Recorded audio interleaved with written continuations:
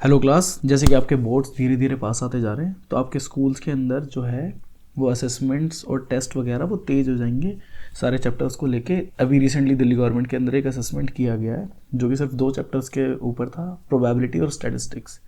तो चलो उस क्वेश्चन पेपर को डिस्कस करते हैं और उन्हें क्वेश्चन को सॉल्व करते हैं। क्वेश्चन नंबर 1 में क्या बताया हुआ है, the median of the following data is 5 to 5, find the value of X and Y, total frequency is 100। यानी कि हमें मीडियन दे दिया इसने, कितना है मीडियन जो है हमारा माध्यक दे दिया इसने 525 है हमारे पास, और इसने एक्स और वाई का मान पूछा है और फ्रीक्वेंसी यानी कि बहुलक बता दिया इसने, वो कितना है हमारे पास 100।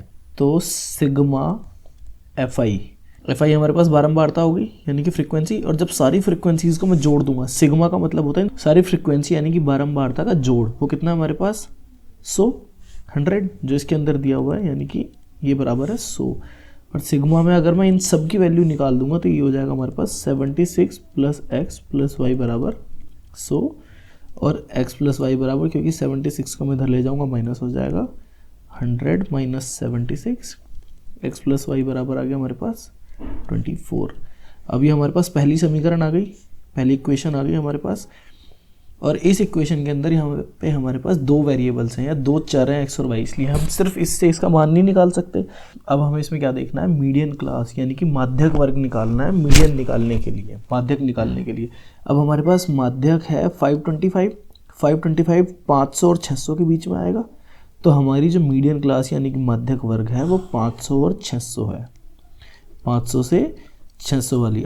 अब जो मीडियन यानी कि माध्यक का हमारा फॉर्मूला है वो है L plus n/2 minus C F upon F गुना एच। एल जो है हमारी वो निम्न सीमा है यानी कि निचला वर्ग है माध्यक वर्ग का, जो कि 500 है हमारे पास, तो ये हो गया 500, प्लस में n जो है वो हमारा बहुलक होता है फ्रीक्वेंसी, तो 100/2 कितना हो गया 50, माइनस में अभी जो हमारे पास सी एफ है, पहले सी एफ को देखते हैं, इसे कहते हैं कम्युलेटिव फ्रीक्वेंसी यानी कि संचयी बारंबारता। संचयी बारंबारता में क्या होता है, जैसे हमारे पास बारंबारता 30 की 2 है, इस वर्ग की हमारे पास 5 है, तीसरे वर्ग की हमारे पास x है, तो अगर मैं इन सारी बारंबारताओं को जोड़ता चला जाऊँ, यानी कि इसकी तो 2 ही होगी, अगले वाली के अंदर 2 और 5 दोनों को जोड़ दिया 7 आ गया, इसके अंदर हमने तीनों को जोड़ दिया तो 7 प्लस x आ गया, तो सबको धीरे धीरे जोड़ते चले जाएंगे तो एंड में सबका टोटल हो जाएगा, यानी कि 76 जमा एक्स जमा वाई, जो कि ये आ गया हमारे पास। ठीक है, और जो हमें जो चाहिए इसमें क्युमुलेटिव फ्रीक्वेंसी संचयी बारंबारता इस वर्ग से पहले वाले वर्ग की चाहिए होती है, जो कितनी है हमारे पास 36 प्लस एक्स, तो इसे लिख देंगे यहाँ पे 36 प्लस एक्स बटे में फ्रीक्वेंसी कितनी है हमारे पास इस बहुलक वर्ग की, फ्रीक्वेंसी कितनी है हमारे पास इस माध्यक वर्ग की 20 बटे में 20, और जो h है वो वर्ग अंतराल होता है हमारा, वर्ग अंतराल कितना 500 से 600 के बीच में 100 का गैप है, तो ये इतना आ गया। और हमारे पास मीडियन कितना दिया हुआ है इन्होंने 525, सबसे पहले 500 को इधर ले आएंगे, तो 525 माइनस 500 बराबर में 50 माइनस 36 माइनस एक्स बटे में 20 इंटू में 100, 20 से मैं 100 को काट दूंगा, यहाँ पे 5 आ जाएगा, इससे मैंने इसको घटा दिया, यहाँ पे 25 आ गया, 25 बराबर ये आ गया हमारे पास 14 माइनस एक्स गुणा में 5, 5 से मैंने 25 को काट दिया, यहाँ पे 5 आ गया, तो 5 बराबर कितना हो गया 14 माइनस एक्स, एक्स को इधर ले आते हैं, एक्स बराबर 14 माइनस 5, एक्स का मान आ गया हमारे पास 9। अब एक्स का मान तो हमारे पास 9 आ गया, समीकरण 1 के अंदर मैं इसकी वैल्यू डाल दूँ तो ये कितना हो जाएगा हमारे पास एक्स प्लस वाई बराबर 24, और एक्स का मान कितना था 9 प्लस वाई बराबर 24, और वाई का मान आ जाएगा हमारे पास 24 माइनस 9 यानी कि 15, तो एक्स का मान 9, वाई का मान 15। क्वेश्चन नंबर 2 को देखते हैं। A bag contains 3 red 2 blue marbles. ठीक है, a marble is drawn at random, what is the probability of drawing blue marbles. Bag के अंदर कुछ कंचे पड़े हैं हमारे पास, जिसमें से हमारे पास 2 जो हैं वो नीले मार्बल्स हैं, यानी कि ये जो यहाँ पे 2 है ये मिसप्रिंट है, ठीक है, और ये हमारे पास 3 रेड हो गए, हमारे पास 2 आएगा। What is the probability of drawing blue marble. अच्छा देखो, सबसे पहले जब हमें प्रायिकता निकालते हैं, प्रोबेबिलिटी निकाल, उसमें नीचे जो आती है वो कुल संभावना आती है। अब कुल संभावना कितनी हो सकती है, देखो एक बैग के अंदर 3 तो जो है हमारे पास 3 तो पड़े हैं हमारे पास लाल, ठीक है, और 2 पड़े हैं हमारे पास नीले।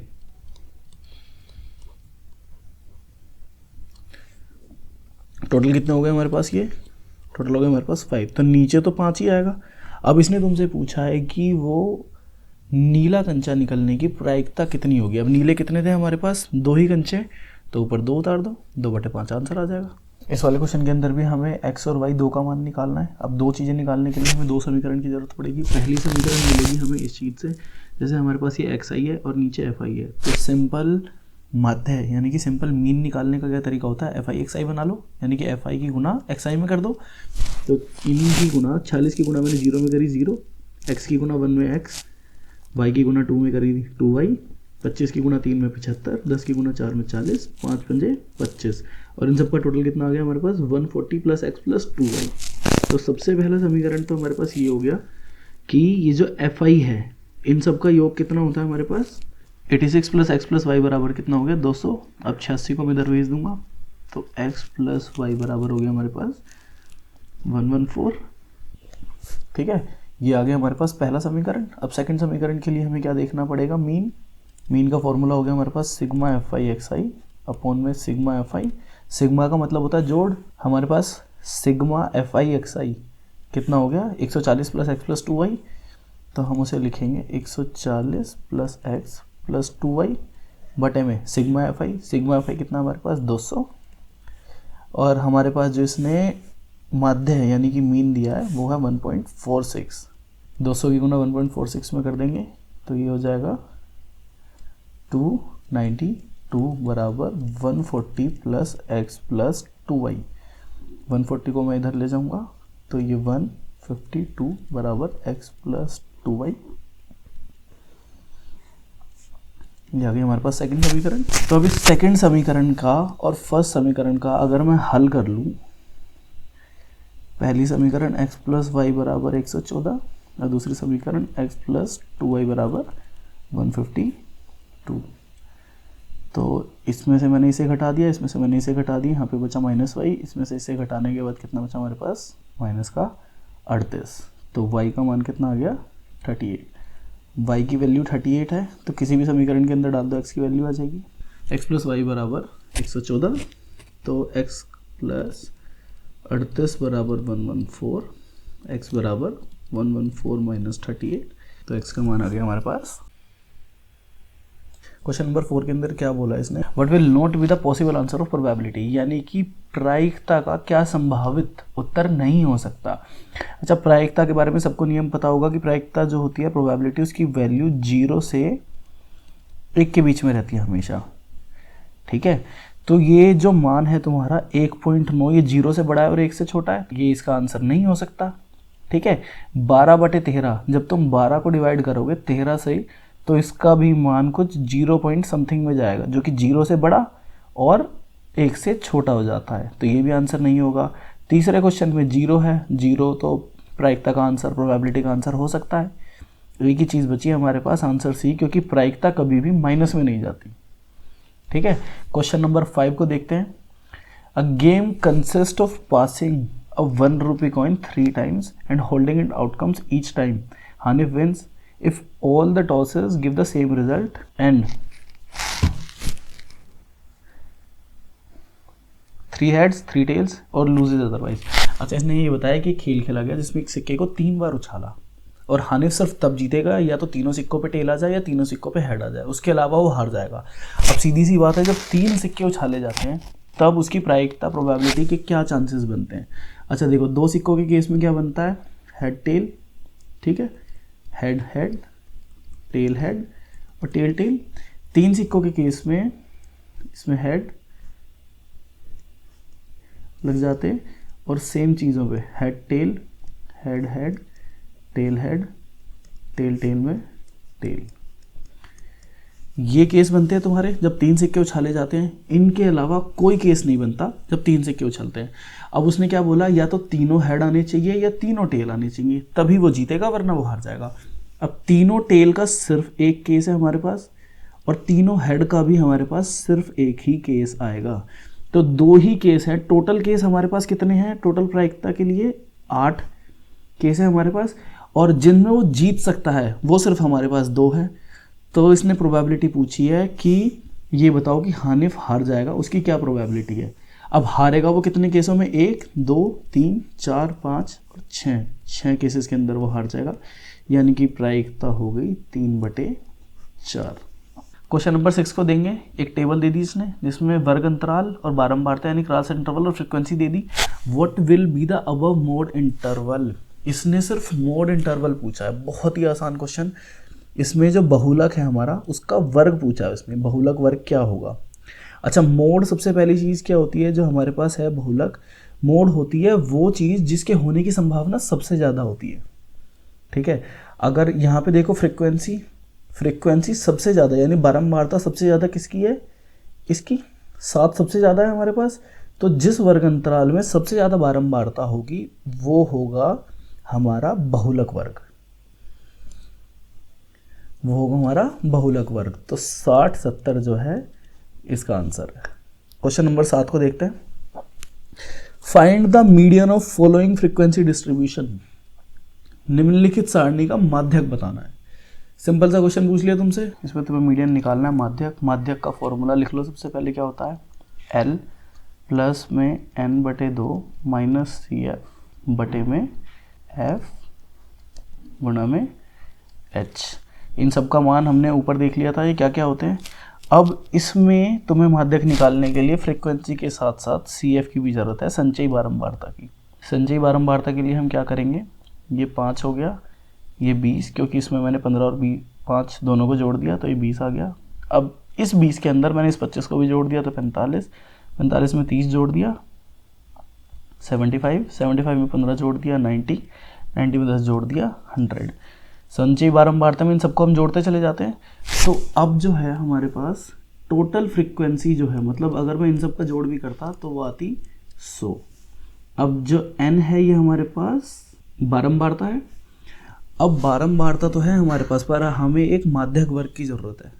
माध्यक वर्ग यानी कि मीडियन क्लास की ज़रूरत है। मीडियन क्लास के लिए हमें क्या करना होता है, इस बारंबारता को 2 से डिवाइड करना है, तो हमारे पास आ गया 50। अब हमें ये देखना है कि किस संचयी बारंबारता यानी कि CF जो है वो 50 के आसपास है।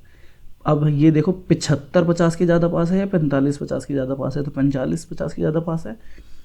तो ये जो वर्ग अंतराल है हमारे पास, ये इसका माध्यक वर्ग हो जाएगा, यानी कि 150 और 155। अब इसका मान रखना शुरू करते हैं। L का मान कितना होता है, L होती है लोअर लिमिट यानी कि 150 प्लस n/2 कितना हो गया हमारे पास, अभी हमने निकाला 50, ठीक है। माइनस में CF निकालनी है हमें पिछले वाले की। अगर ये हमारा माध्यक वर्ग है तो इससे पिछले वाले की CF लेनी है, जो कि कितनी थी 20 बटे में फ्रीक्वेंसी लेनी है हमें इसी माध्यक वर्ग की, जो कि कितनी है 25 गुना में वर्ग अंतराल कितना हमारे पास, इन दोनों के बीच का गैप है 5। तब अगर मैं काटना शुरू करूं तो 5 से मैंने इसको डिवाइड करा, ये आ गया 5 बराबर में 150 प्लस 50 माइनस 20 30 बटे 5 से काटा 6, तो 156 जो है इसका मीडियन या माध्यक। क्वेश्चन नंबर 8 को देखें। इन अ सिंगल थ्रो एक dice probability of getting a prime number is, यानी कि एक बार एक पासे को फेंका गया तो उसमें प्राइम नंबर आने की प्रायिकता कितनी होगी। अच्छा, जब एक पासे को हम फेंकते हैं तो उसमें क्या क्या आ सकता है, 1 2 3 4 5 और 6। जब एक डाइस को हम फेंकेंगे तो सिर्फ ये चीज़ें आ सकती हैं। तो प्रायिकता निकालने के लिए सबसे नीचे तो पहले टोटल लिख लेते हैं, जो कि 6 केस हो गए हमारे पास। अब इसने पूछा हमसे कि प्राइम नंबर आने की प्रायिकता क्या होगी।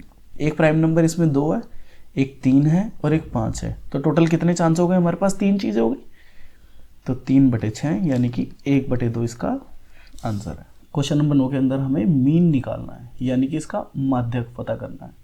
अब माध्यक के लिए इसने हमें वर्ग अंतराल दे दिया, ठीक है, और इसने हमें स्टूडेंट्स की संख्या बता दी। अभी स्टूडेंट्स की संख्या हमारे पास क्या होती है, FI होती है। तो अगर हम इसका XI निकाल ले, और XI कैसे निकलेगा, ये जो वर्ग अंतराल है हमारे पास, ये लोअर लिमिट होती है और ये अपर लिमिट होती है, निम्न वर्ग और ये उच्च वर्ग, ठीक है।